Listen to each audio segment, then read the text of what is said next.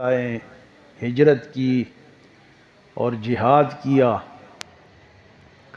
لیکن ہم بھی تو خانہ کعبہ کی خدمت کرتے ہیں، حاجیوں کو پانی پلاتے ہیں، صفائی کرتے ہیں اور جناب اس کو بناتے ہیں، تو ہم بھی تو یہ نیکی کے کام کرتے ہیں۔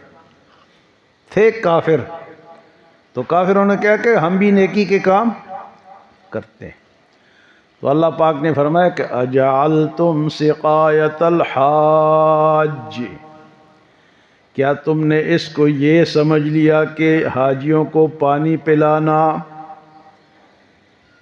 وعمارۃ المسجد الحرام، اور مسجد حرام کو بنانا، کیا یہ اس طرح ہو سکتا ہے؟ کمن آمن باللہ والیوم الآخر، اس شخص کی طرح جس نے جو اللہ پہ ایمان لایا اور آخرت پر ایمان لایا، وجاہد فی سبیل اللہ، اور جس نے اللہ کے راستے میں جہاد کیا، لا یستوون عند اللہ، یہ برابر نہیں ہو سکتے، یہ برابر۔ واللہ لا یہدی القوم الظالمین، اور اللہ تو ظالموں کو ہدایت نہیں دیتا۔ تو انہوں نے کہا جی ہم بھی تو نیکی کا کام کرتے ہیں، مسجد حرام بنائیے، حاجی آتے ہیں دور دراز سے، ان کو پانی پلاتے ہیں، آپ لوگوں نے اگر ایمان لائے، ہجرت کی، حضور صلی اللہ علیہ وسلم کا ساتھ دیا، تو ہم نے بھی تو یہ کام کیے۔ تو اللہ نے فرمایا کہ اللہ پہ ایمان لانا، آخرت پہ ایمان لانا، ہجرت کرنا، تو یہ اور کافر برابر۔ آدمی کافر ہے، وہ نیکی کا کام کرتا ہے لیکن وہ فضول میں کرتا ہے، اس کو اجر نہیں ملے گا، کافر کو اجر۔ تو مسجد وہ لوگ بنائیں گے جو ایمان والے۔ تو مشرک فرمایا کہ مشرک کیا مسجد بنائے گا؟ اللہ نے فرمایا کہ آئندہ سال جو مشرک ہے وہ حج کے لیے نہیں آ سکیں گے۔ یا ایھا الذین آمنوا انما المشرکون نجس فلا یقربوا المسجد الحرام بعد عامہم ھذا، اے ایمان والو یہ سن لو کہ مشرک پلیت ہیں، آئندہ سال یہ مسجد حرام کے قریب نہیں آئیں گے۔ تو یہ جب یہ آیت نازل ہوئی، حضرت ابوبکر صدیق رضی اللہ تعالیٰ عنہ حجاج کی امیری فرما رہے تھے، حاجیوں کے ساتھ گئے تھے، یہ آیت بعد میں نازل ہوئی۔ حضور صلی اللہ علیہ وسلم نے آیت حضرت علی کو دی کہ جاؤ اور یہ وہاں مینا میں اور عرفات میں اور مکے میں اعلان کرو کہ آئندہ سال کوئی مشرک بیت اللہ میں نہیں آئے گا، اس سے پہلے جو تم نے کرنا تھا کر لیا۔ تو فرمایا کہ مشرک کیا ہے؟ پلیت ہے۔ انما المشرکون نجس، اب اس کی نجاست ہمیں نظر تو نہیں آتی، لیکن نجاست دو طرح کی ہے۔ نجاست ایک ظاہری نجاست ہے، جس طرح پیشاب ہے، پخانہ ہے، خون ہے، سور کا گوشت ہے، یہ نظر آ رہا ہے، یہ گندگی ہے۔ ایک گندگی اندر کی ہے، وہ حکمی گندگی ہے، اس پہ اللہ کا حکم لگا ہوا ہے کہ اندر سے کفر ہے، شرک ہے، یہ گندگی اندر کی ہے، تو وہ نظر تو نہیں آتی، لیکن یہ اس گندگی سے زیادہ گندگی ہے۔ بہت سے تو وہ سوٹڈ بوٹڈ ہے، بڑے اچھے کپڑے پہنے ہوئے ہیں، ہاں جی، بال اس نے کسی نے ادھر موڑے ہوئے ہیں، کسی نے ادھر موڑے ہوئے ہیں، لش پش ہے، 3 سوٹ پہنے ہوئے ہے، لیکن اندر سے کافر ہے، اندر سے منافق ہے، اندر سے مشرک ہے۔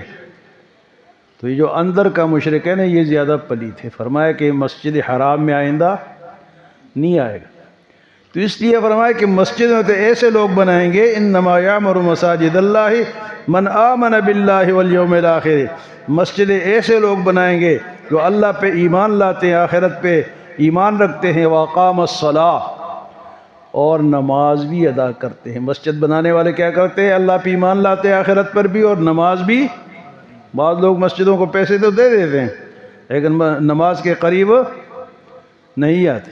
یہاں فرمایا کہ مسجدیں وہ لوگ بنائیں گے جو نماز بھی پڑھیں گے، واقام الصلاۃ وآتى الزکاۃ، زکوٰۃ بھی دیں گے، ولم یخش الا اللہ، اور اللہ سے ڈرتے بھی رہیں گے، اللہ سے فرمائے فَعَسَىٰ أُولَٰئِكَ أَن يَكُونُوا مِنَ الْمُهْتَدِينَ، تو وہ لوگ جو پیسے دے کے گھر میں بیٹھ جاتے ہیں کہ ہم نے مسجد کو پیسے دے دیے، مسجد بن جائے گی، فرمایا اس طرح نہیں، تم نے وہاں جا کے نماز قائم کرنی۔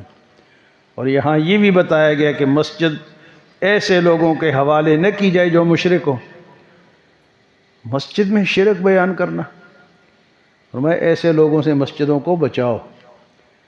آج کے دور میں بھی آپ دیکھتے ہیں کئی ایسی مسجدیں ہیں جہاں شرک بیان ہوتا ہے، بدعت بیان ہوتی ہے مسجد ہے ہمارے طرح مسلمان، لیکن شرک و بدعت وہاں بیان ہوتا ہے۔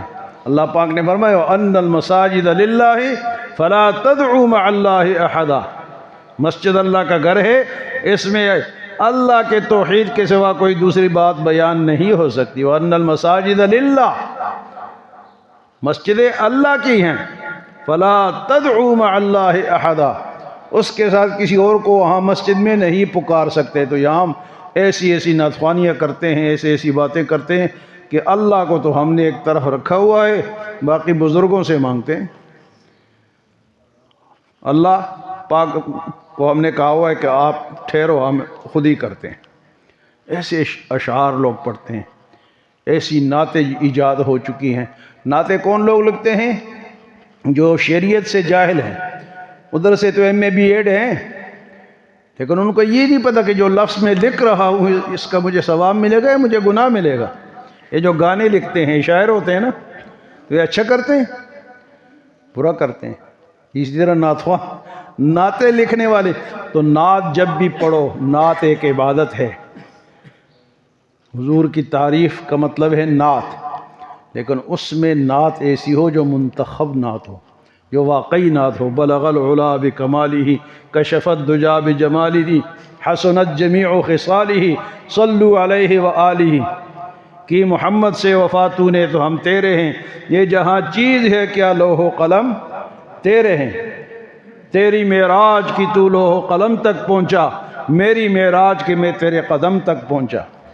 نعت تو عبادت ہے، لیکن اگر نعت کو آپ حضور صلی اللہ علیہ وسلم کو ہی سارا کچھ سمجھ لیں، آپ ہی سے نعت میں مانگے، آپ مجھے مدینے بلا لو، مجھے مدینے لے جاؤ، مجھے فلاں جگہ لے جاؤ، یہ الفاظ ٹھیک نہیں ہوتے، کیونکہ اللہ فرماتا ہے کہ وَأَنَّ الْمَسَاجِدَ لِلَّهِ فَلَا تَدْعُوا مَعَ اللَّهِ أَحَدًا۔ یہاں اللہ پاک فرماتے ہیں کہ یہ نہ سمجھو کہ ہم نے مسجد بنا دی تو ہم کامیاب ہو گئے۔ پہلے تو ایمان لانا ہے، اور دوسری بات یہ کہ مشرک جو ہے وہ مسجد بنائے گا تو وہ کامیاب نہیں ہوگا۔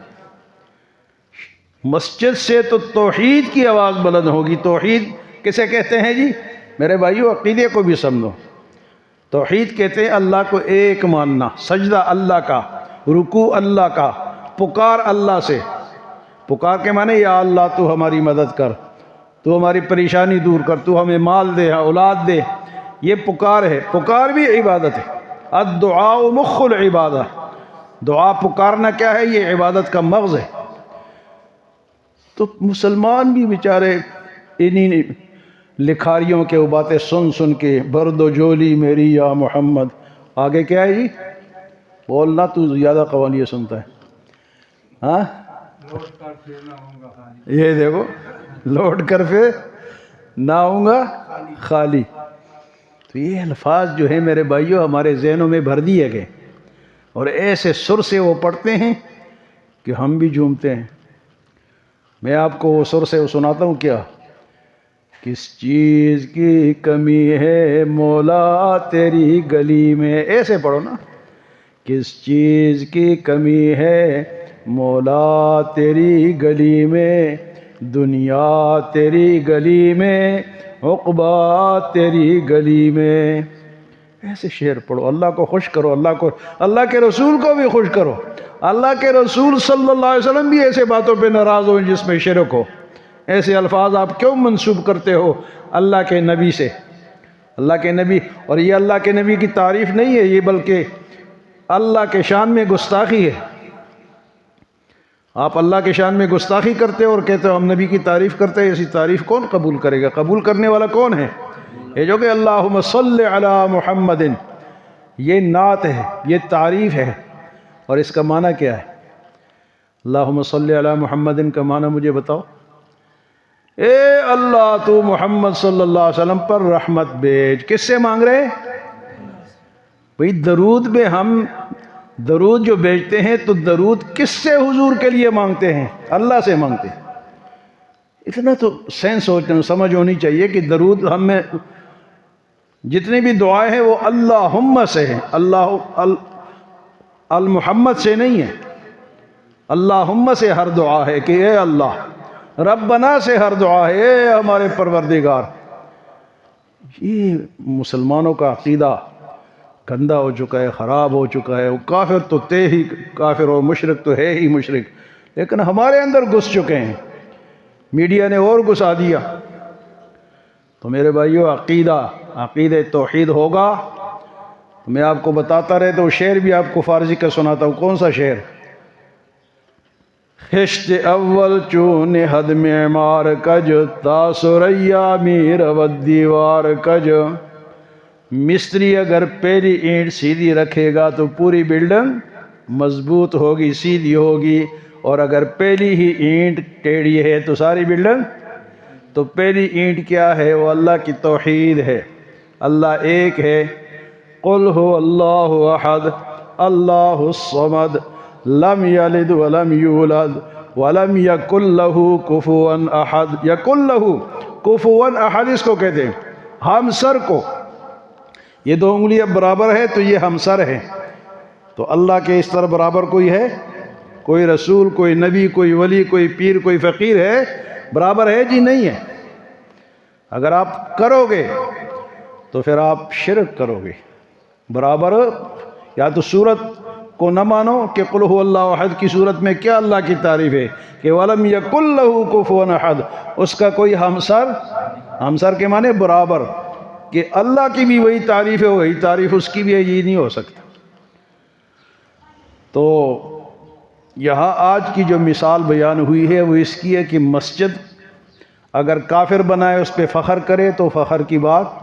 مسجد تو نیک آدمی بنائے جو نمازی بھی ہو، جس کا عقیدہ بھی ٹھیک ہو، تو پھر قبول کریں گے اللہ تعالیٰ.